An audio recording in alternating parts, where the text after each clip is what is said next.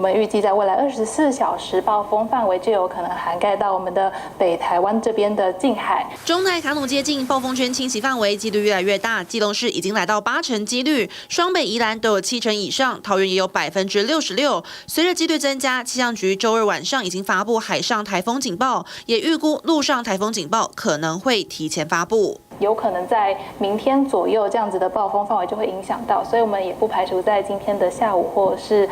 傍晚左右会发布到陆上的台风警报。在过去这段时间，卡努有略微增强，目前已经达到中台上限，近中心最大风速每秒48公尺，相当于15级风，而7级风平均暴风半径来到280公里。至于到了明天，台风更为的接近，台湾附近的水汽也比较明显的增多。那在北台湾这一带可以看到，整体的雨势是明显加剧的，尤其是在北海岸的这边，距离台风的暴风圈是比较接近，那整体的雨势会更加的明显。卡努台风周3将会逐渐往琉球北方海域移动，周4、周5最靠近台湾的东北方海域，接着缓慢往东北方转向，到了周6，卡努才会远离台湾。要注意的是，你看到了吗？中台卡努移动路径会有个大回转，目前气象局把路径往西修，暴风圈就往南移，更靠近台湾一些。周5离我们台湾最近之后，大转弯超过90度往那霸移动。不过气象局也提醒，虽然这次陆上台风警报范围是以北台湾为主，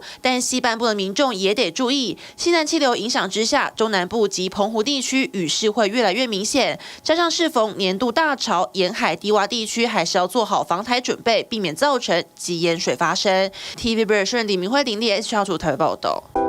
想看最完整的新闻内容，记得下载 TVBS 新闻网 APP。